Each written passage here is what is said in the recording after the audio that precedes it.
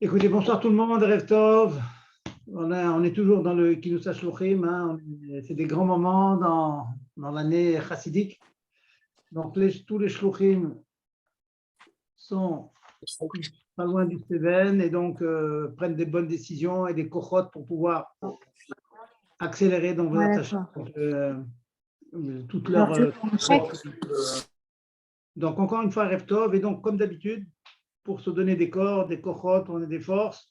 Donc on va dire un mot sur la paracha comme d'habitude. Et vous savez que la paracha qui parle beaucoup de Yitzhak Avinu, on sait très bien que Avraham Avinu, c'est Ava Moavi. C'est le symbole, c'est vraiment le type du chesed. Toute sa mida, c'est chesed, donner, donner, donner. Et la mida de Yitzhak, c'est Gvura, comme dit le pasuk, ou Pachad Yitzhak. C'est Gvura. C'est très bien que toute sa vie, il a fait quelque chose de très, très, très bizarre. Alors qu'Abraham Avinu répandait, diffusait la Elokut, le divin dans le monde. Qu'est-ce qu'il faisait Yitzhak qui creusait des puits. Ok, il creusait des puits, il y avait de l'eau donc, qui était dans les fonds, il y avait la nappe phréatique qui creusait et faisait apparaître l'eau.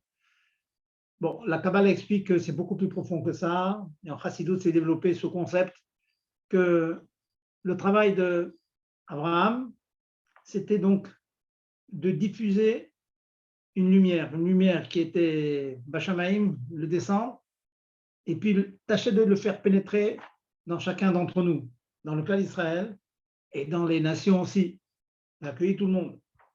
Mais ces lumières qu'on peut donner, ce sont des lumières enveloppantes extérieures. Je transmets un message, je parle de choses très très hautes, les gens m'écoutent, ils peuvent être touchés, impactés par le message que je transmets. Seulement, c'est un message extérieur qui n'a pas forcément une résonance avec quelque chose qui est intérieur en nous. Le travail de Yitzhak, c'est au contraire de rechercher en chacun d'entre nous les forces que nous avons, les forces personnelles que nous avons, et être mégalé au tam, les dévoiler. C'est ça le symbole de creuser des trous. L'eau, En Maïm et la Torah, le Maïm, c'est le symbole de l'abondance, hein, de Gishme Bracha, de la Bracha. Eh bien, c'est quelque chose qui est en nous. Et pour ça, il faut creuser. Ça veut dire qu'on peut parfois écouter une dracha, une conférence, quelque chose qui nous touche, une sikha, un mahamar de Rabbi, on peut être très, très impressionné, mais il faut un écho. L'écho, c'est en soi qu'on le cherche. Il faut creuser en soi, et ce que l'on a entendu, le concept qu'on a entendu, l'idée juive que l'on a entendue, elle a une résonance en nous parce qu'elle est en nous. Et donc, il faut creuser pour la retrouver. Ça, c'est le travail de Yitzhak. C'est en quelques phrases, hein, c'est des études très profondes là-dessus. Le point sur lequel je voulais mettre l'accent ce soir, c'est que qu'est-ce qui est marqué? Que Yitzhak a béni le clan, a béni la nation. Et qu'est-ce qu'il dit Yitzhak? Il dit la chose suivante: Yitel lecha haelokim mital hashamayim mishmane haaretz. Que Dieu te donne la rosée céleste du ciel, mishmane haaretz, les choses bonnes, grâces de la terre. Que tout soit bien, aussi bien Bachamaïm dans le Rouhani, dans le spirituel, que dans le Gashmi, dans la Parnassa. Il donne cette bracha. Qu'est-ce qu'on voit ici? On voit apparemment c'est la chose et son contraire.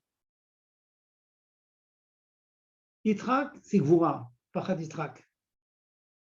Ce n'est pas celui qui est censé donner, c'est celui qui travaille sur lui-même et enseigne aux autres comment, dans soi-même, chercher des forces pour progresser dans Avodat Hashem. Ce qui est extraordinaire ici, c'est que celui qui a la mida Tukvura en lui, là, il exprime le contraire de sa propre personnalité. Celui qui a midat Agvura a un chiyuv de trouver en lui des forces de pouvoir transmettre la bracha. Et ça, c'est un enseignement, je vous dis le mot de manière très courte, mais il faut être mitbonen.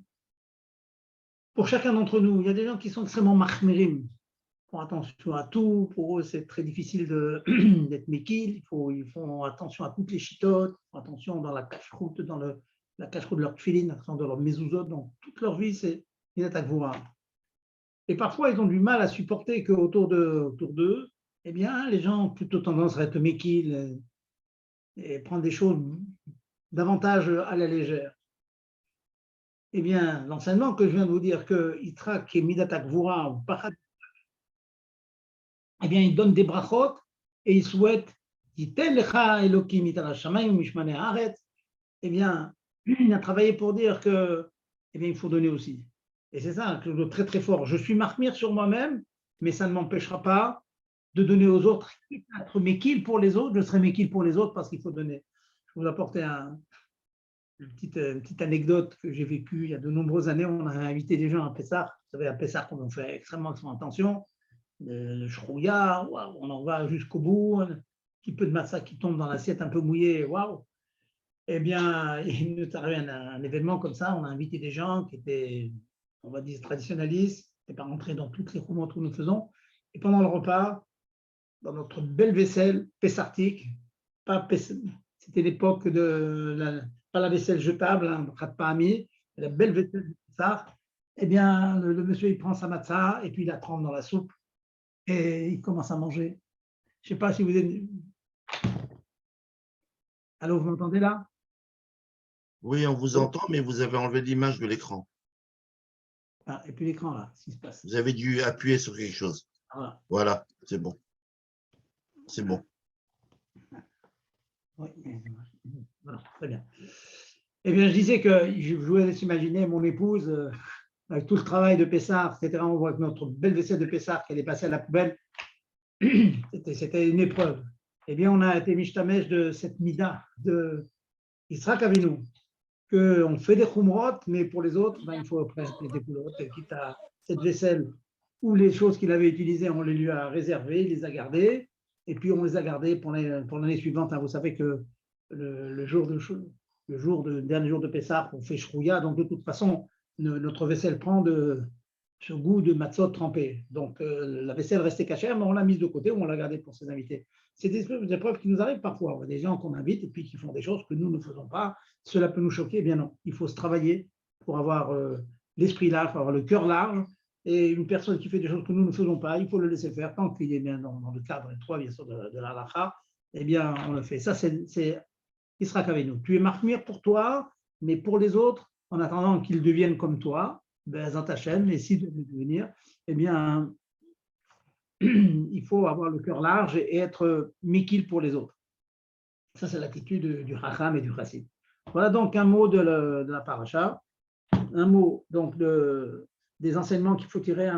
N'oubliez pas, quand on fait Chitat, je pense que la majorité d'entre vous font Chitat, n'oubliez jamais d'essayer de trouver un Rashi, un mot de Passouk pour vivre avec. Vivre avec la paracha, ça veut dire, c'est pas un récit, c'est pas un conte. C'est pas un conte. Je pense la semaine dernière, vous avez rapporté que Eliezer, qui cherchait un chidour pour son maître, pour le fils de son maître, et il a trouvé finalement Rivka. Et quel est le paramètre? Quelle est l'épreuve qui lui a permis de savoir que ça serait l'épouse du fils de son maître? Qu'est-ce qu'elle a vu? Elle a vu l'immense travail qu'a fait une des Noïmaot qui s'appelle Rivka. Elle est allée chercher, c'était très dur pour elle, elle était jeune. Elle était plusieurs fois, Drash raconte, elle était plusieurs fois dans le puits, elle a pris les seaux, c'était lourd, elle les a sortis, elle a donné à Eliezer, elle a donné ensuite au chameau. Il a dit, cette femme, elle a la midata chesed, alors elle mérite d'être la femme de mon maître, du tzaddik ador. Voilà, c'est le paramètre, cher Rachidour, on doit savoir, c'est est-ce que ton futur conjoint, il a cette midata chesed. Alors on est sûr, qu'il y aura du shalom bayit à la maison, tout marchera bien, il y aura de l'épanouissement, tout le monde sera heureux, tout le monde sera souriant, parce qu'on travaille pour donner, on ne travaille pas pour prendre, on travaille pour donner. Ça, c'est la mida qu'avait Rivka, et c'est la raison pour laquelle elle a mérité de se marier avec Yitzhak. Voilà donc, encore une fois, je vous rappelle cet enseignement pour vous dire que ne faites pas, il ne faut pas toujours faire roumage comme ça, de manière machinale, qui est un Hashim ou le Mada. Essayez de chercher vous-même dans Rashi, il y en a toujours. Je peux vous garantir que si on le lit avec un peu d'attention, même vite, même quelquefois on n'a pas le temps, hein, mais hop, on tombe sur un Rashi qui dit quelque chose. La semaine dernière, on a vu que il avait apporté des boucles, il avait apporté des bijoux. Et Rachid sur place nous dit que ces bijoux représentaient quoi? Ils représentaient les corbanotes, le Machatzita Shekel. Qu'est-ce que Rachid veut de nous? Les Nézimim, les bracelets, c'était un symbole des tables de la loi. Les 10 békas, c'était les 10 commandements. Parce que vous vous rendez compte, ça veut dire déjà des milliers d'années avant, hein, on voit comment dans des événements des Havot, qui sont Siman Labanim, ça veut dire les Tinat Koach, une force qui donnait au Baï, de toute la Avodat Hashem qu'on allait faire après, les 10 commandements, inscrits dans une pierre, c'est-à-dire avec des lettres qui n'étaient pas seulement écrites, qui étaient inscrites, qui étaient gravées dedans. Vous voyez, c'est un petit enseignement, mais encore une fois, il faut vivre avec. Il faut vivre avec. Un petit enseignement, ensuite vous allez travailler, hein, métro, boulot, dodo, hein, commencez, hein, vous êtes dans un bus et tout, vous réfléchissez, vous cogitez à ce mot, et ça fait qu'on est attaché constamment à Hachem. Maintenant, on va revenir sur les 4 coudées de la halakha. Comme on sait, hein, c'est la Shrina, elle repose maintenant que nous n'avons plus le Beth Amikdash dans les 4 coudées de la halakha. Et donc, nous continuons en cette halakha. Nous avons abordé, on a bien avancé dans la malakha. Si vous vous rappelez de Dash, c'est battre le blé, je vous le rappellerai en quelques minutes. Mais avant, je me permets, quand on a la question, on a traité cette question aujourd'hui parce que on est dans Bishul Harafia dans le Chot Shabbat, et donc on s'est posé la question, lorsqu'on a du pain qui a été cuit au four et qui est recuit dans de l'huile ou frit dans de l'huile ou bien dans de l'eau, est-ce qu'il perd sa bracha, est-ce que ça devient mésonote ou ça reste moti? C'est une question qu'on demande souvent, que le monde a l'habitude d'appeler le pain perdu. On devrait appeler ça de manière positive le pain retrouvé. Hein, le pain dur, on ne sait pas quoi en faire, et ben on le fait frire, puis on met dans le miel ou autre chose, et puis on le mange. Bien, sachez qu'une tranche de pain qui a un kazaït, vite fait, un kazaït, donc c'est un cube de 3 cm sur 3 cm sur 3 cm, hein, c'est vraiment une petite tranche de pain, et bien, qui a été frit à l'huile et ensuite mis dans du miel ou de la confiture ou autre chose, et bien, ça reste moti, c'est moti. Le pain perdu, c'est moti. Ça ressemble étrangement à du mésonote, mais le mésonote, c'est lorsque le goût sucré en question qui a pénétré la pâte, elle a pénétré au moment de la cuisson au four. Mais quand la cuisson au four s'est faite avec de l'eau, donc c'est devenu du pain, il y a un chème de pain dessus, et bien ce chème de pain, si le morceau il a un minimum d'un kazaït, vite fait, un kazaït, hein, je vous dis, c'est 3 cm sur 3 cm sur 3 cm, et bien ça reste moti. Mais farcem cette chose-là, je ne sais pas pourquoi beaucoup de gens pensent que c'est moti, parce que c'est tellement sucré, ça ressemble à du gâteau. Ça ressemble à du gâteau, mais c'est du pain. Retenez cette chose-là. Sauf si tous les morceaux de pain en question que vous avez fait frire, etc., mis dans le miel, sont tous des tout petits morceaux. Par exemple, quand on écrase de la matzah, qu'on fait des petites boulettes comme ça, des petites boules, et qu'on fait frire à l'huile et qu'on met des sucreries dessus, ça c'est mésonote. Pourquoi? Parce que la boule reconstituée, c'est reconstitué avec du pain ou des galettes qui sont des biscottes qui sont moti, mais qu'on a écrasé. Donc écrasé, ça veut dire que chacun des morceaux en question, il a moins d'un kazaït, c'est de tous les morceaux qu'on a ensuite recollés, frits et mis dans du chocolat ou des choses sucrées. Et ben, dans ce cas-là, c'est mésonote. Pourquoi? Parce que tous les morceaux en question sont moins d'un kazaït. Mais dès l'instant où vous avez une tranche de pain à l'huile, cuite à l'huile, puis mis dans du chocolat ou autre, ça reste moti. Voilà. Je ferme la parenthèse. J'en profite hein, quand il y a des questions comme ça qui reviennent, qui sont récurrentes comme cela. J'en profite pour vous en parler. Entendez Gérard, c'est bon? Je suis audible? Allô? Bon, pas d'écho? C'est parfait, c'est parfait. C'est parfait. Bon, alors je continue. Alors revenons donc à la melacha de battre le blé. Donc les toldot, je vous les rappelle en quelques minutes pour les rappeler. Donc cette melacha consiste à battre le blé pour séparer l'épi de la graine. Relève, traire un animal ou tirer le lait d'une femme pour donner un bébé, c'est assourd, c'est un issour Torah, donc il sera permis que dans les cas exceptionnels, hein, si c'est un sakana ou autre chose, mais sinon c'est interdit. Ça, j'en ai parlé. Bon, pour revenir un petit peu là-dessus, une femme dont le bébé ne tète pas et qui a besoin de se débarrasser de son lait pour ne pas avoir des engorgements et des affections, alors ce que l'on fait, c'est qu'on sort le lait, mais en le jetant, en l'abîmant.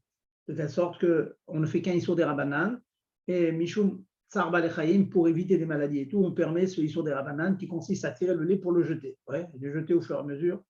Sinon, c'est interdit. Sinon, effectivement, les cas exceptionnels, qu'après avis du médecin, on a un enfant qui ne prend que le lait de sa mère et qui ne pourra pas rester sans manger, donc il est en sakana. Dans ce cas-là, on permet, avec un tire-lait, préférence mécanique, si à sakana tout est permis, mais bon, c'est des cas exceptionnels.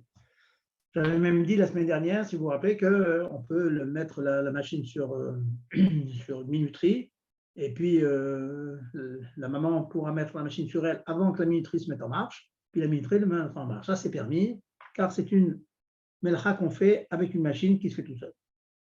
Ensuite, une autre, c'est Srita Detin Vanavim, les olives et surtout les raisins. Faire un jus, c'est assour minatora, faites attention. Et faire un jus d'autre chose, comme du citron, des oranges, etc., c'est assour midera banane. Assour midera banane seulement. Qu'est-ce que ça change que je sois assour midera banane ou pas? Ça ne change pas, c'est de toute façon assour. Mais bon, on sait que quand c'est des rabananes, il y a des implications que je vous rappelle encore une fois, que j'ai dit pendant les premiers shiurim sur les klalim de Shabbat, à savoir que quand on fait sur la rabbanan béchogeg, quelqu'un qui ne saurait pas, par exemple, il ne sait pas que c'est interdit de faire un jus d'orange, il dit, bon, on s'imagine que ce n'est pas bien grave, ou un jus de pamplemousse. Dans ce cas-là, Bediavat, s'il a fait béchogeg, étant donné que c'est un issour des rabbanan, béchogeg, on a le droit d'en profiter. Béchogeg, je dis bien. Si quelqu'un sait que c'est interdit, le fait, non. Mais si quelqu'un le fait par ignorance, il ne savait pas, il a oublié, etc., dans ce cas-là, il sera permis de profiter de ce jeu en question. Puis si je pousse l'idée encore, comme c'est des rabbanan, ça me permet encore une fois de vous répéter les klalim des Chot Shabbat. En cas de besoin, si vraiment un enfant il a absolument besoin d'avoir un jus frais comme ça peut arriver, eh bien on peut demander à un non-juif de presser une orange, parce que on tombe sur la coupe du principe qui s'appelle Shvut et Shvut et Tzorech Mitzvah. Je fais un peu vite parce que bon, ce sont des répétitions, mais je sais que pour dominer ces concepts, il faut les répéter souvent. Demander à un non-juif de faire un issour des rabbanan, comme par exemple presser une orange. Si c'est des Tzorech Mitzvah pour un enfant qui est malade, qui est rachitique, qui a besoin de ça, eh bien c'est permis. Donc c'est pour ça que je tâche de vous expliquer à chaque fois au fur et à mesure, est-ce que le issour que l'on fait, c'est un issour qui est un issour de la Torah ou un issour des rabbanan. Voilà donc, et puis bien sûr, la lacha qui est quelque part un peu mon dada, parce que les gens ignorent beaucoup qu'on ne peut pas utiliser des lingettes. Les lingettes sont mouillées, donc on utilise le jus, le liquide qui est à l'intérieur, et donc c'est une tolda, c'est une dérivée de la malacha de Dash. Et je finis avec un inter quand même, il y a une permission, je vous en ai parlé, mais je vous en reparle encore une fois. Dans les kvashim, c'est-à-dire tout ce qui est les légumes en saumure, les cornichons, on fait beaucoup de saumure de nos jours, les variantes, toutes ces choses-là. Et bien, si le cornichon il dégorge, il est plein de jus comme ça, plein de jus, ça vous dérange, chaque fois qu'on croque dedans, ça peut vous éclabousser, vous salir. Sachez qu'on a le droit d'appuyer, d'écraser le cornichon et d'en faire sortir, ou bien les citrons beldi. Vous savez ce que c'est le citron beldi? Bon, il y a plein de jus. On a le droit d'appuyer dessus pour enlever le jus, dans la mesure où on n'a pas l'intention d'utiliser le jeter. Dans la mesure où on veut le jeter, eh bien, il est permis d'écraser le cornichon. C'est la seule exception qui est intéressant à savoir. Si vous avez comme ça arrive quelquefois des cornichons plein d'eau, plein de jus, de citron, etc., de vinaigre. Eh bien, on peut les sriter, on peut appuyer dessus pour jeter le liquide qu'il y a dedans. Voilà.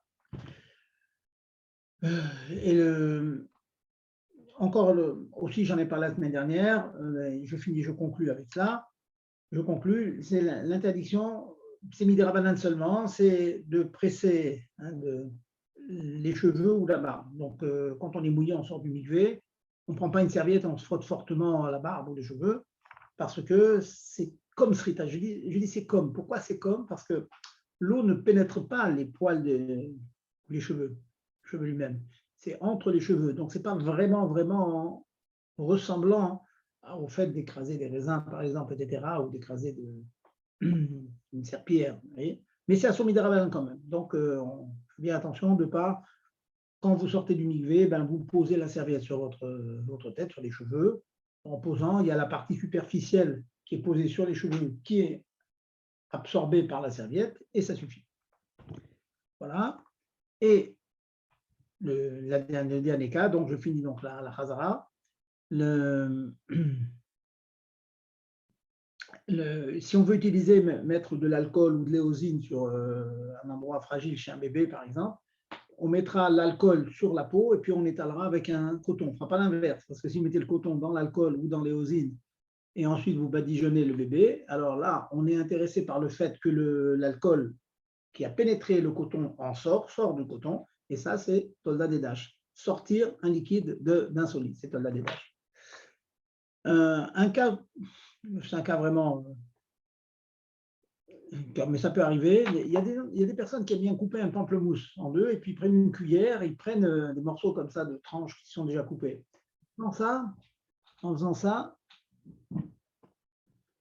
il arrive fréquemment qu'il y a un petit peu de jus qui sort du pamplemousse, vous voyez, qu'on peut intramer, bon, il est dans la peau, comme ça on peut la boire. Ce n'est pas interdit, parce que la kavana, une personne qui mange de cette manière, encore une fois, vous coupez une orange, un pamplemousse, une mandarine, etc., par le milieu comme ça, puis avec une cuillère, on gratte des morceaux comme ça de tranches.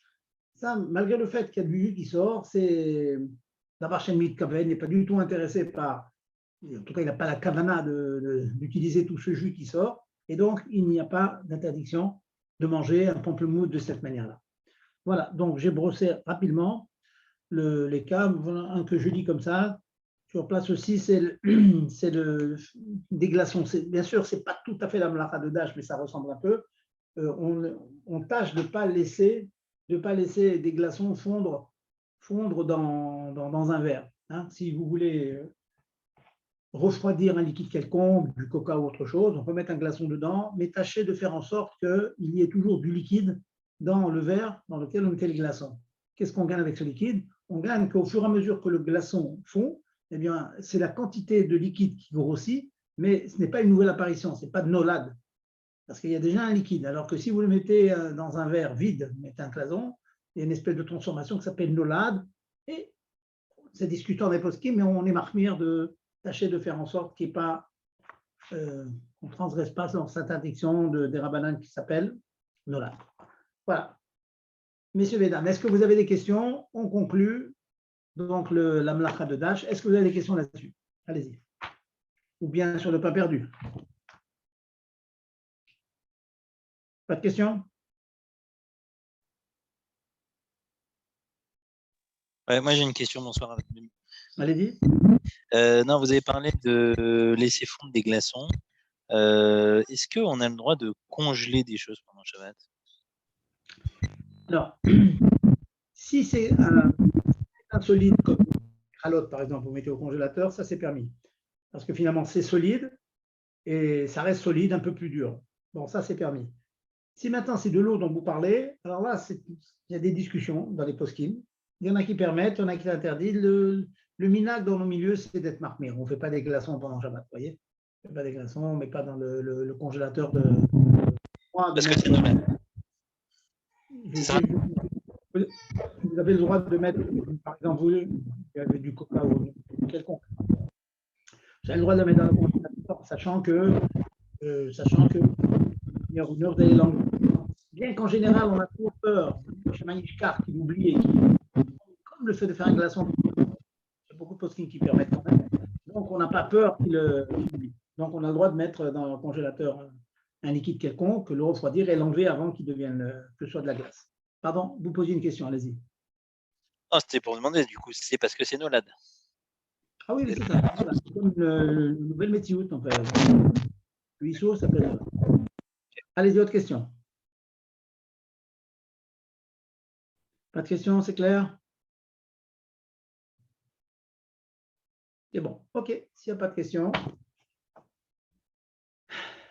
on continue. Alors, dans l'ordre, nous continuons donc l'ordre des mélachot. Nous arrivons à la mélacha de battre le blé. Le résultat du battage, c'est que après avoir battu le blé, on se trouve sur le sol, dans les champs, on se trouve avec un mélange de paille, hein, et puis la paille, et puis des grains de blé. Bien sûr, avec tout ça, il y a des bois, il y a des psolettes, il y a des petites pierres, etc. Mais bon, essentiellement, il y a toute cette paille-là. Le derech normal, c'est de faire l'acte suivant qui s'appelle en français vanner. Ça veut dire quoi? Ça veut dire séparer l'aide du vent. En hébreu, c'est zoré. Pas confondre avec zoréa, avec un à la fin. Zoréa, c'est planter, c'est semer, pardon. Exactement, c'est semer. Zoré, zayin bav resh he, zoré, c'est vanner, utiliser le vent. Eh bien, vanner, prendre une pelle, prendre le mélange paille et puis avec le grain et projeter ça au vent, et par le vent, une séparation s'opère. On verra après si la condition de séparer deux choses est indispensable, on verra ça tout à l'heure. Mais de manière générale, ça sépare la paille du grain, c'est une melacha de la Torah. Donc, utiliser le vent, utiliser le souffle, même on va voir, même le souffle humain pour séparer deux choses, c'est une melacha qui s'appelle vanner. Alors, quelles sont les conséquences pour nous?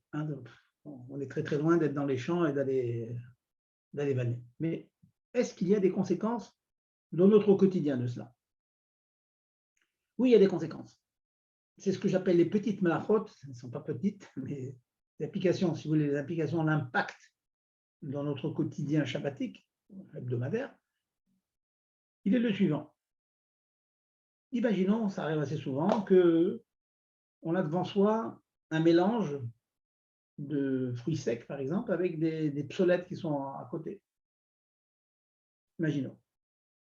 Bon, on a l'habitude, vous savez très bien qu'on a l'habitude de ne pas manger des noix, d'éviter même les pistaches, etc. Mais il arrive souvent quand on a un mélange comme ça avec de la psolette, ou un cas qui est plus fréquent, bien que de nos jours, c'est moins, on le trouve moins, on verra pourquoi, les cacahuètes. Vous savez que les cacahuètes sont dans une grosse peau, on en a souvent deux ou trois à la fois, on enlève la grosse peau, les cacahuètes sont entourées avec une petite peau très fine, marron.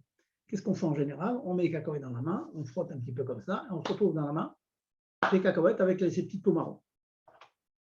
Eh bien, sachez que les poskim nous disent que souffler sur ce mélange-là, et donc faire s'envoler ces petites peaux marron pour garder dans la main les cacahuètes immédiatement utilisables, ça s'appelle la melacha de vanner.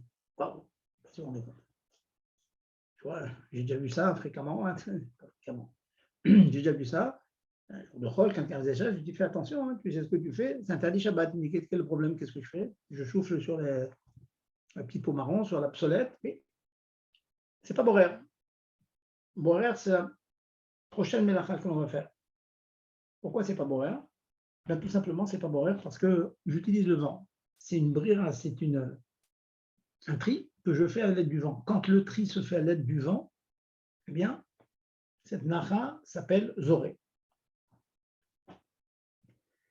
Maintenant, il y a une discussion. Alors, je vais rentrer dans un point de Youn, un point de Youn. Dans Shulchan Aruch, il est ramené une halakha comme ça. Assour, de cracher quand il y a du vent. Ça, c'est marqué. Assour là-haut. Celui qui crache au vent, c'est interdit. Alors, les commentateurs s'interrogent. Pourquoi c'est interdit? Certains disent à cause de Zoré, parce qu'il y a le vent, donc les postillons vont un peu partout. Bon, bien sûr, si on fait ça dans la rue, avec du vent, il y a un autre problème, c'est que les petits postillons en question, ils peuvent aller à une distance supérieure à 4 amotes, à peu près 2 mètres de nous, et là, c'est une autre issour qui est portée. Ça s'appelle Zorek. Zorek, c'est une tolda de portée, de Haute-Sahara. Je ne parle pas de ça. Je parle d'une personne qui cracherait au vent dans son jardin, dans un endroit qui est fermé. Même chose, il dit ça. Alors, beaucoup de commentateurs s'interrogent, ils disent, mais c'est pas un roc, ça, c'est pas. Tout simplement parce que la melacha de Zoré, comme tel que je viens d'expliquer, c'est utiliser le vent pour séparer les épis, la paille du grain. Là, qu'est-ce que je ne fais? Je ne fais qu'éparpiller. Là, c'est de pisour, d'éparpiller les choses. Les poskim disent que la source Saint-Rama qui rapporte ça dans Shulchan Aruch et amené aussi dans le Banzaken, ils disent que en fait, le concept que j'ai expliqué, que le vent fait la séparation, c'est l'explication que le Talmud Babli, le chasse classique qu'on étudie, explique, développe. Pour notre chasse, le chasse Babli, la mlacha de Zoré, c'est utiliser le vent pour séparer deux choses. Mais dans le Talmud Yerushalmi, on apporte cette mlacha de Zoré et elle étend, elle est marchive, elle élargit cette interdiction de Zoré et de Vané, même à un acte qui ne consiste pas à séparer deux choses, mais à l'acte qui consiste à éparpiller le même élément, minechad, que j'éparpille, comme de l'eau, ou bien on va dire, j'ai des miettes, voilà, j'ai des miettes de pain, disons, voilà, à Pessah. À Pessah, j'ai trouvé du Hametz. Eh bien, il y a deux manières de faire le bière au Hametz, ou bien c'est Besrefa, en brûlant, et une autre manière, c'est Zoré la Roach. C'est comme ça dans Shulchan Aruch. Et le din, c'est comme Rabbanan, enfin dans Psachim, le din, c'est qu'il n'y a pas une obligation de brûler, bien qu'il y ait une chita, mais Ouda, il pense qu'il faut brûler le Hametz, mais la halakha a retenu qu'il n'y a pas une obligation de brûler le Hametz, il suffit de l'écraser, tochen auto, et on va voir dans la halakha de tochen qu'on a le droit d'être tochen pendant Shabbat, on verra pourquoi, d'être tochen des galettes ou des matzot, ou bien du pain durci. On verra ça bientôt. Eh bien, une fois qu'on a été tochen, qu'on a pulvérisé donc ce pain, le fait de l'éparpiller au vent, apparemment ça n'a rien à voir avec Zoré. Zoré, c'est séparé deux choses, on ne sait pas rien. On éparpille seulement, on pulvérise, on est méphasé à l'Ochametz. D'après le Yerushalmi, ça c'est assaut. Alors, est-ce qu'on tient sur Yerushalmi ou est-ce qu'on ne tient pas sur Yerushalmi? On voit que dans l'acte de cracher au vent, je crois qu'on rapporte que c'est interdit. Donc on est marmère dans cela, et on considère que, comme ça éparpillé au vent, on transgresse l'interdiction de Zoré.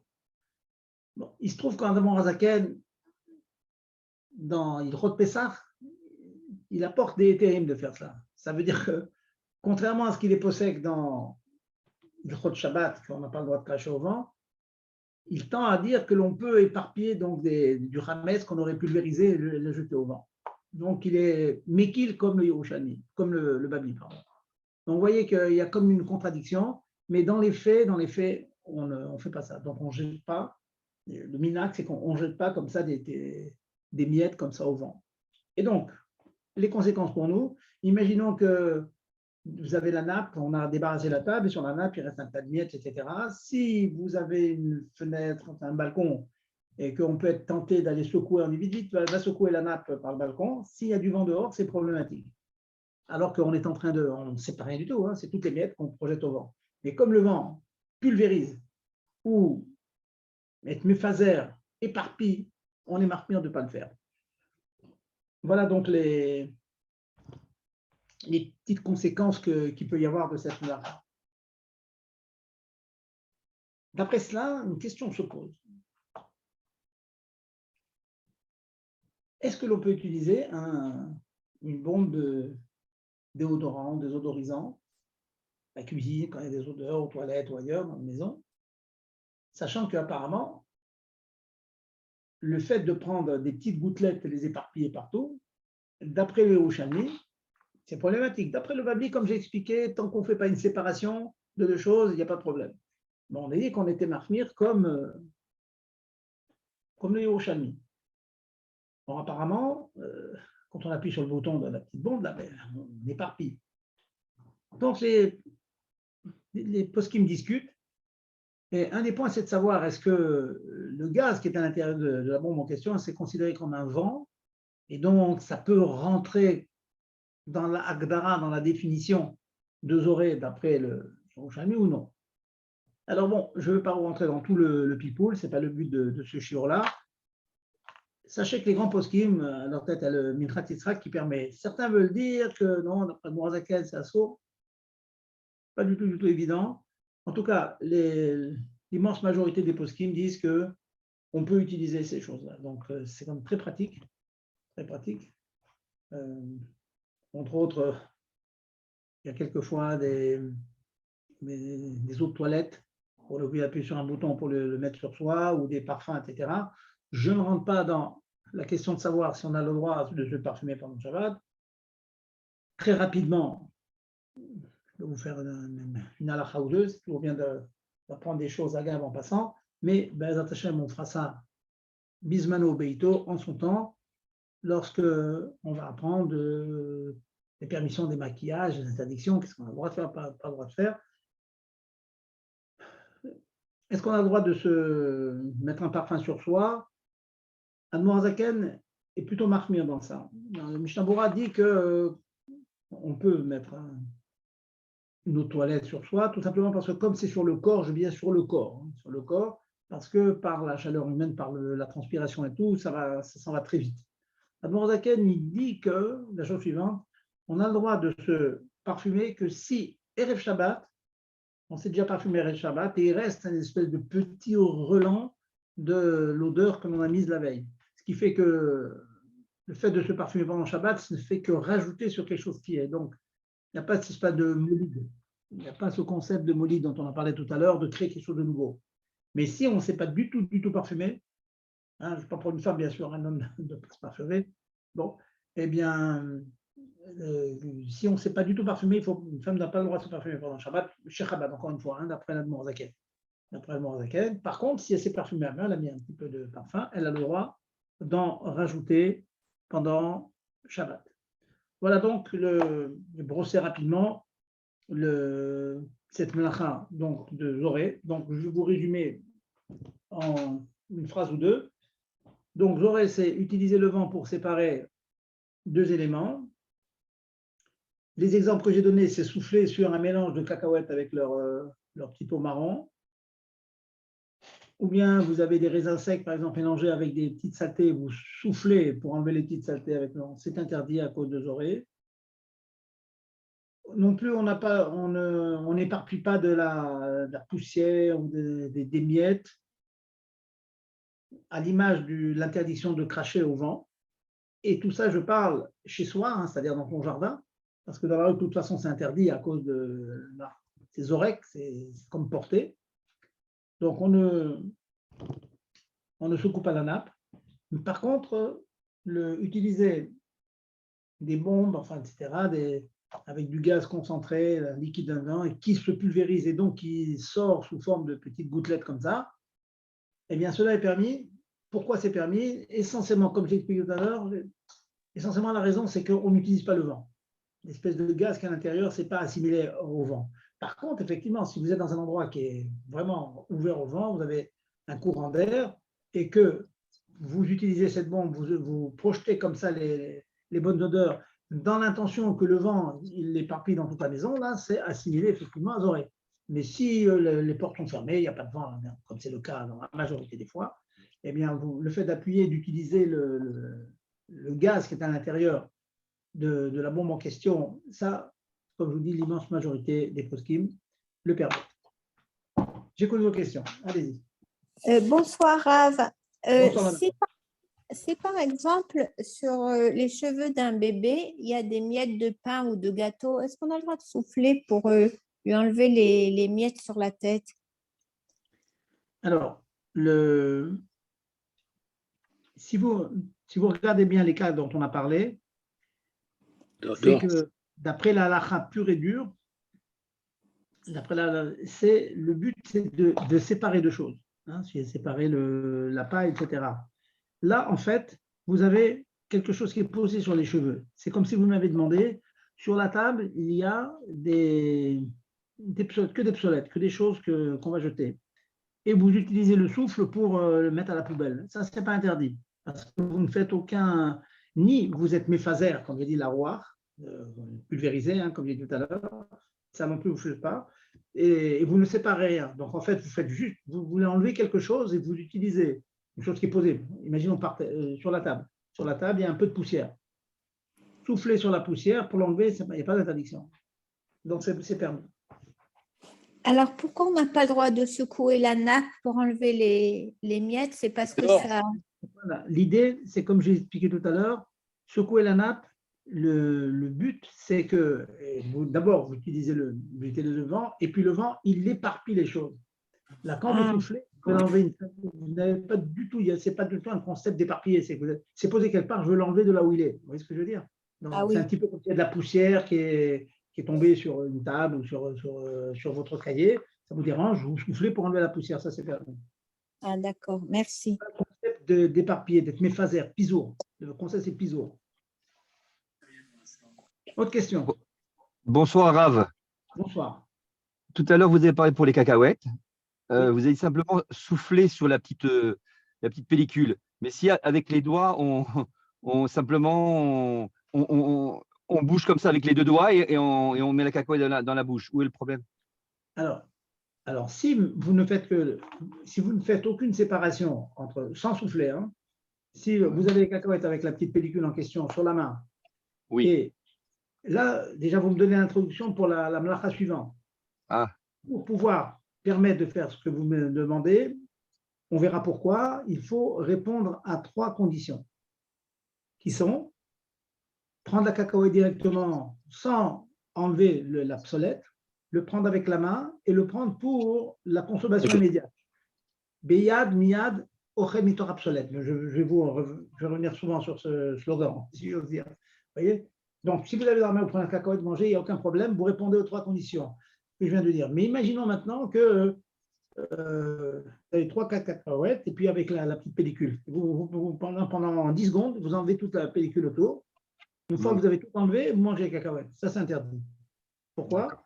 Parce que vous avez en fait trié la petite pellicule de la cacahuète, vous avez fait un tri pour manger. Et vous avez enlevé sans prendre directement la cacahuète. Ça, c'est interdit. Ça va être interprété comme un acte de borer. Mais ça, on va revenir. Ne vous inquiétez pas, on va revenir là-dessus très bientôt. Donc, pour être précis, ça veut dire que si je prends la cacahuète avec la pellicule, je l'approche de la bouche et en la poussant un petit peu, je l'introduis dans la bouche, mais en laissant la pellicule dans les doigts, c'est permis. 100%. Ok, c'est bon. Merci beaucoup. Est-ce que Raph, pour bien comprendre, parce que j'arrive pas trop à m'imaginer, si par exemple, bon, c'est un cas fictif, si par exemple on prend des confettis et on se les mélange à fond dans les cheveux, entre tous les cheveux, et est-ce qu'on aurait le droit de souffler sur les confettis pour les enlever des cheveux ou non? Parce que ce que je ne comprends pas, c'est vanner, c'est interdit parce qu'on trie et en plus on trie avec le vent, c'est ça? Donc, dans votre question, déjà, pour suivre la construction que j'ai faite dans le Shiur, d'après le Babli, vous ne faites aucun tri ici. Vous ne faites aucun tri. Vous avez vos confettis sur les cheveux, comme par exemple, imaginons que vous ayez les confettis qui sont sur la table. Vous voyez? Et vous soufflez sur les confettis pour débarrasser la table. Comme tout à l'heure, vous avez de la poussière, vous soufflez dessus. Ça, on là, peut. vous voyez, il n'y a pas ce concept de séparation. On va le voir, ça va être vrai aussi, ça, même dans Borer. Dans Borer, quand vous avez des choses sur la table et vous prenez quelque chose sur la table, bien qu'en théorie, vous êtes en train d'être Borer, de séparer la table en quelque sorte de la chose qui est dessus. Et ça, j'ai eu l'occasion de vous expliquer que un des yesodot, un des fondements de la mlacha de Borer, c'est que les éléments que vous êtes Borer sont me'urabim, sont mélangés. Le concept de ta'arovet, mélangé. Or, quand il y a quelque chose posé sur la table, n'est pas considéré comme me'urav avec la table. Donc, quand il y a quelque chose sur la tête, j'ai une kippa sur la tête, le fait d'enlever la kippa, je ne suis pas en train d'être Borer, parce que la kippa n'est pas mélangée, si j'ose dire, avec les cheveux. D'accord. La nuance, voilà. Autre question. Est-ce qu'on peut le cracher dans la rue? Alors, j'ai dit tout à l'heure que dans le Shulchan Aruch, c'est marqué noir sur blanc, c'est assourd. Non, pas au vent, pas au vent. C'est-à-dire s'arrêter, cracher. Très bien, alors je comprends. Alors vous parlez d'un cas, vous marchez, vous avez une glaire dans la gorge et c'est très difficile, vous voulez vous en débarrasser. Ce qu'il faut faire dans ce cas-là, il faut vous arrêter, vous mettez dans un coin où il n'y a pas de vent, vous baissez le maximum pour que rien ne soit éparpillé par le vent, qui soit autour de vous, et vous vous débarrassez de ce qu'il y a dans la bouche. Ça, c'est permis. Mais sinon… Il faut s'arrêter. Il faut s'arrêter. Il faut s'arrêter pour le faire. Hein. Là, vous rentrez dans une autre question. Parce que si on a un glaire, si on ne fait pas arbamote, si on fait deux amotes… Je vais vous dire, ça le problème. C'est avant de le sortir, il faut s'arrêter. Avant de le sortir. Quand vous sentez, il faut s'arrêter parce qu'une fois que vous êtes arrêté, il n'y a plus portée. Le glaire, avant qu'il arrive dans le boîte à billard, quoi. Voilà. Il arrive dans la gorge. Exactement. D'accord. Allez, il y a autre question. Oui, bonsoir Rav. Vous avez dit tout à l'heure qu'on ne peut pas secouer une nappe sur laquelle il y aurait des… Ça, c'est valable aussi dans la maison ou Non, pas du tout, pas du tout, pas du tout. Rappelez-vous, dans la fenêtre, et s'il y a du vent, s'il n'y a pas de… En général, bon, on parle un petit peu de vent, mais non, c'est parce que zoré, comme j'ai dit, c'est ou séparé ou éparpillé, mais toujours à l'aide du vent. S'il n'y a pas de vent, il n'y a aucun problème. D'accord. C'est la raison pour laquelle les bombes en question, la question des poskim, c'est étant donné qu'on vaporise comme ça dans la maison, il n'y a pas de vent, est-ce que je vais considérer que le gaz qui est intérieur, il fait office de vent? Et sur ça, la majorité des poskim disent que non et que c'est permis. Mais si dans la maison, imaginez que vous avez un super courant d'air et vous utilisez le vent pour séparer, il n'y a pas un problème. Oui. Voilà. Autre question? Oui. Après que poser des questions parce qu'en fait, ce sont des petites mélachotes, j'appelle ça des petites mélachotes qu'on n'a pas l'occasion d'étudier, vous voyez. Et elles sont méfouzarines, c'est le cas, c'est le cas de dire, elles sont éparpillées, donc je ne pas là-haut. Alors que vous allez prendre, quand on va rentrer dans Borer ou dans Bichoul, alors là, on en parle tout le temps, qu'il y a une chénique, c'est toujours on parle, donc c'est les halachot les plus célèbres, si vous voulez. Mais il y a beaucoup de petites halachot qui sont moins connues et il faut faire attention. Hein. Souffler sur la petite pellicule, comme on dit, c'est quand même un chidouche de dire qu'on va transgresser une lacha de Zoré. C'est pour ça que c'est l'occasion d'en parler. Allez-y, n'hésitez pas, posez vos questions. Pas de questions, on continue. Gérard, vous n'avez pas une petite question, vous? Pas d'écho.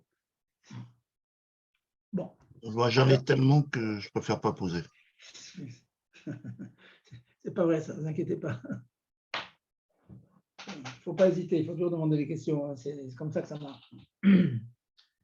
Alors, donc, dans l'étape, on est arrivé à l'étape de Zoré, on a vanné, on s'est débarrassé de la paille qui est tombée plus loin, et les grains sont tombés par terre. Les grains de blé, par exemple. Ces grains de blé, ils se sont débarrassés de la paille, mais c'est mélangé avec des pierres, avec des petits copeaux de bois, du bois, etc. L'étape suivante, pour arriver à avoir du grain que l'on va moudre, avant d'arriver à la mouture du grain, il faut débarrasser le grain de toutes les saletés qui l'entourent. Après, on va arriver à Tochen, j'en ai parlé tout à l'heure.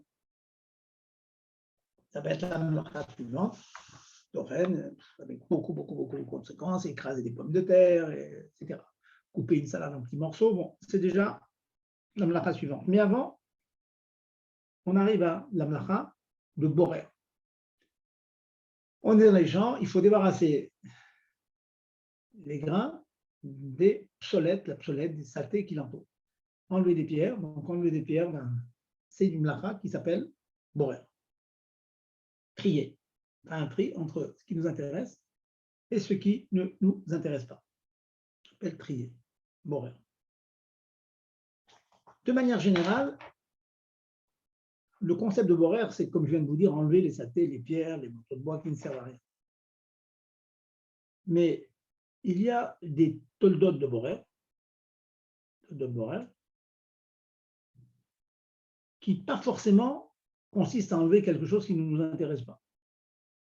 Par exemple, vous triez des fruits qui sont tout à fait mangeables, mais vous en faites des petits paquets. Vous avez des begadim. C'est le cas vraiment. Vous sortez de la sécheuse vendredi, tout votre lin qui vient d'être séché, et pendant Shabbat, moi, ça me demandait souvent, on me dit, est-ce que je peux ranger les affaires? Je dis, qu'appelez-vous ranger?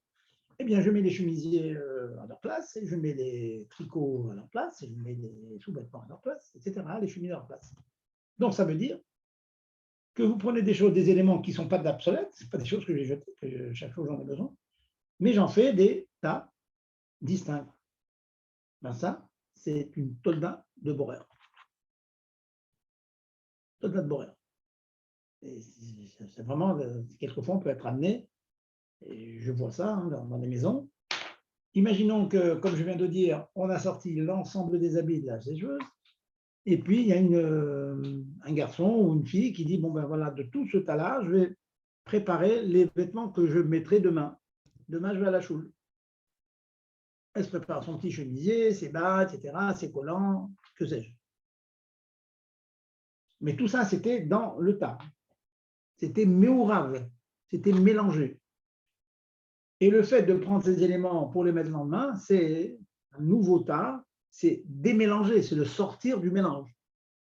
Elle a mis de côté, on dit, bon, il n'y a pas de problème, je vais les mettre demain. Eh bien, on va voir tout à l'heure que le fait de les prendre pour les mettre dans 1 heure, 2 heures ou demain, forcez-en pour le lendemain, c'est trier. Pourtant, on prend le bon du mauvais, je prends ce qui m'intéresse. Oui, mais tu le prends pas pour le mettre tout de suite. Donc, l'acte que tu fais finalement, c'est un acte de tri. Tu es en train de trier les vêtements qui t'intéressent, que tu vas mettre demain. Interdit. Oui, moi, chez Nifla, c'est des... On s'est peut-être habitué à ces concepts, mais certains ont beaucoup de mal à mettre ces concepts dans la tête. Préparer comme ça s'appelle Borer.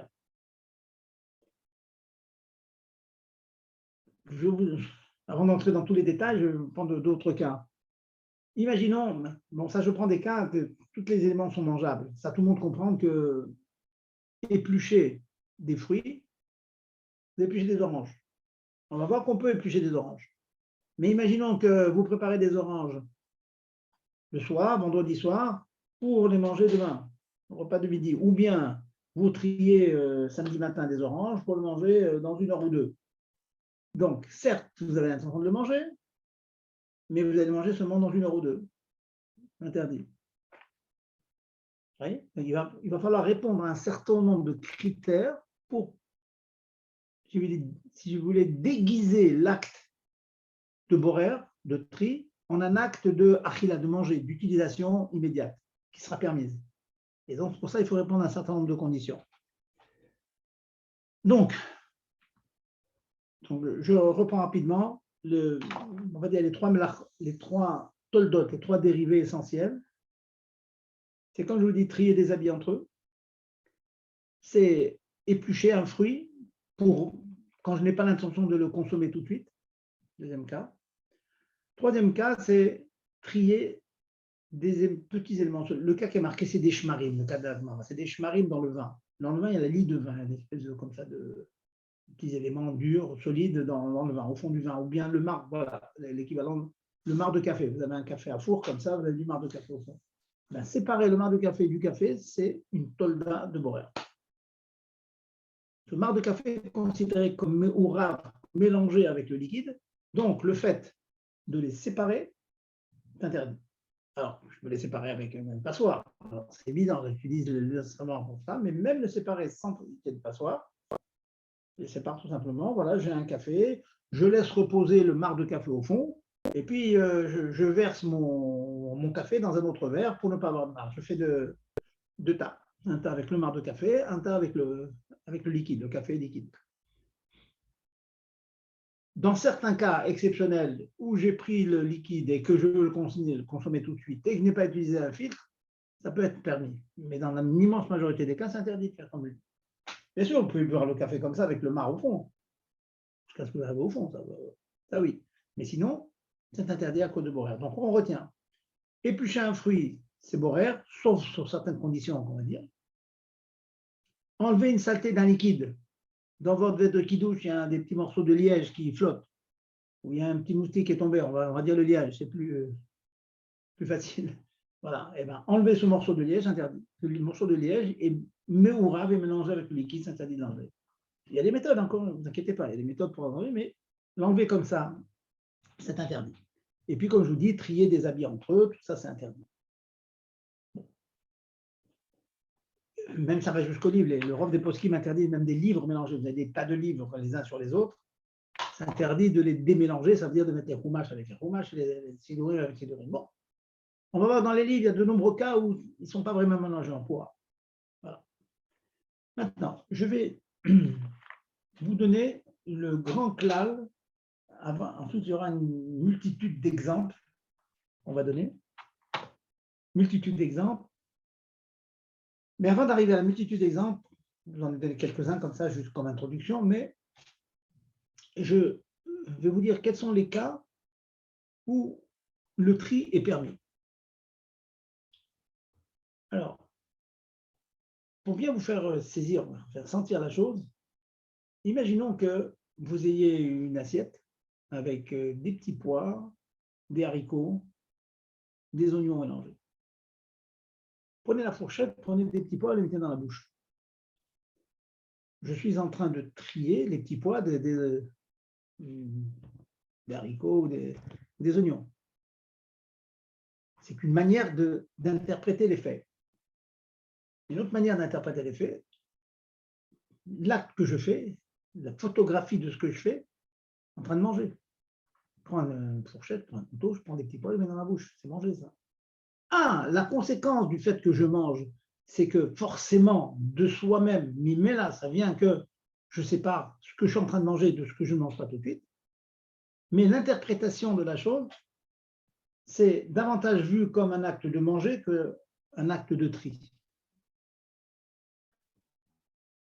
Par contre, imaginez qu'en mangeant, je veux manger des petits pois, mais à côté des petits pois, il y a des oignons.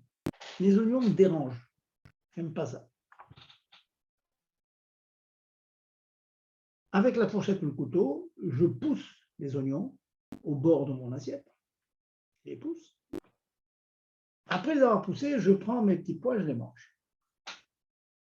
L'acte de prendre des petits pois et les manger, oui, c'est un acte de manger. Mais l'acte de pousser mes oignons, qui par ailleurs peuvent être délicieux, même je ne les aime pas ou j'en veux pas maintenant, peu importe. J'ai fait un acte qui n'est pas tenté pour être un acte de manger, c'est pas vrai. Je suis en train d'enlever quelque chose qui me dérange maintenant, pour bien mieux manger mes petits pois. Donc l'acte d'enlever ce que je ne veux pas, dans le terme des poskim, ça s'appelle l'obsolète, le pas bon, enfin, chose qu'on ne veut pas manger. Ça peut être délicieux par ailleurs, mais bon, je ne veux pas le manger maintenant. Le fait d'enlever ce qui ne m'intéresse pas, ce que je ne veux pas manger, c'est un acte de borer, ce n'est pas un acte de manger. Donc la première chose pour que l'acte que je fais soit interprété comme un acte permis, c'est d'attaquer directement la chose qui m'intéresse que je vais prendre. Pas d'enlever l'obsolète, c'est de prendre le ochel. Dans la phrase, le slogan, c'est ochel mitoch obsolète, le bon du mauvais, comme ça on dit en français. Le bon du mauvais. Le mauvais peut être excellent, hein, encore une fois, hein, ça peut être des choses, mais j'en veux pas maintenant. Hein. Il y a des raisins secs avec une amande. Je pousse les raisins secs pour prendre l'amande.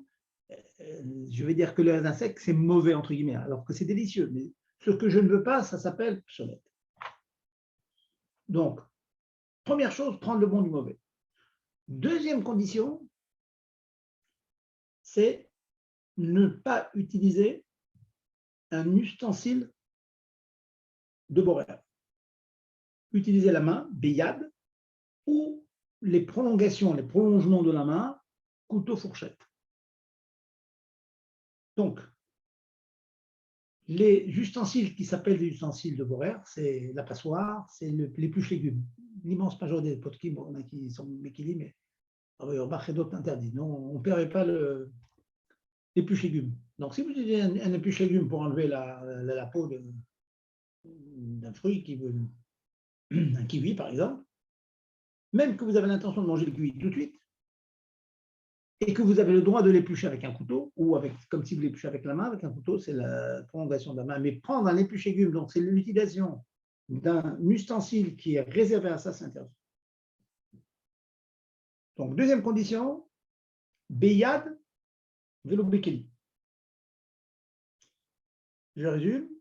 Première condition, Ochel mitoch absolète, le bon du mauvais. Deuxième condition, Beyad, ou fourchette couteau, c'est la même chose, c'est comme il y a vélo Bekeli, donc ni épluche-légumes, ni passoire, ni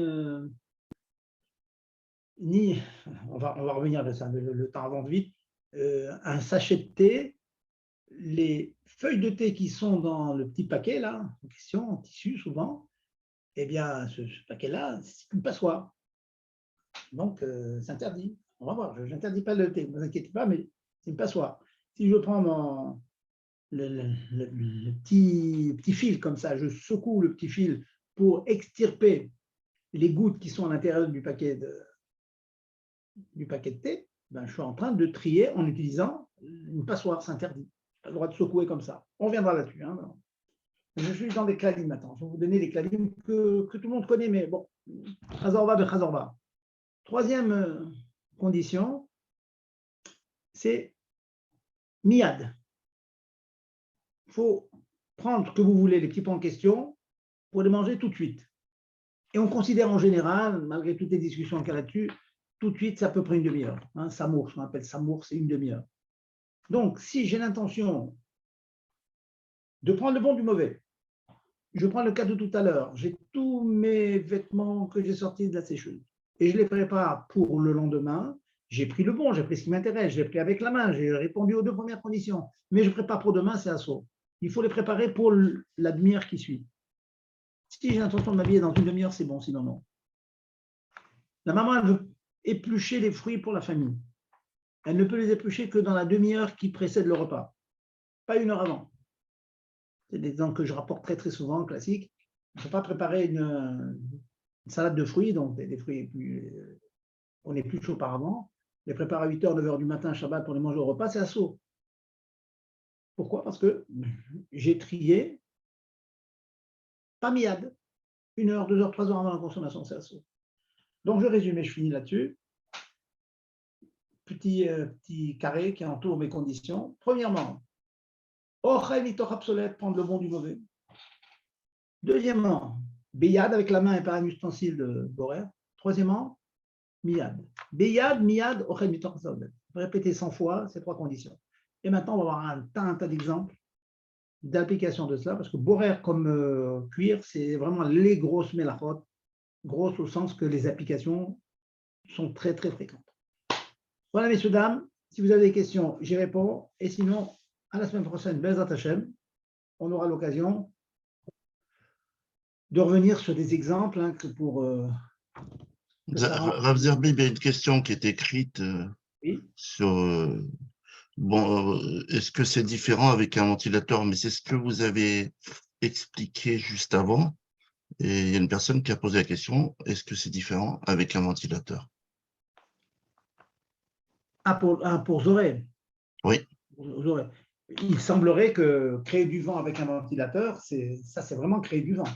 Le ventilateur crée du vent, donc ça serait interdit. Si maintenant si déjà avec le souffle de la bouche on considère, alors si maintenant vous imaginez qu'on a épluché, je ne sais pas, des cacahuètes, toutes sortes des amandes et tout, et puis on a toutes les sartés mélangées avec le fruit, on met un ventilateur, on a toutes les sartés qui sont avec le ventilateur, c'est vraiment Zoré, ça c'est sûr. Ouais, c'est logique, c'est logique. C'est logique. Voilà. Ok, alors je vais encore une fois Erev Tov, continuer à étudier, continuer à prendre des bonnes décisions. Encore une fois, les shlochim sont chez le rabbi. Nous, on est tous des shlochim du rabbi, donc on a le cœur là-bas, la tête là-bas. Et on continue à avancer, toujours avec Mashiach en face de nous. Erev Tov, merci beaucoup. Erev Tov. Kol tout.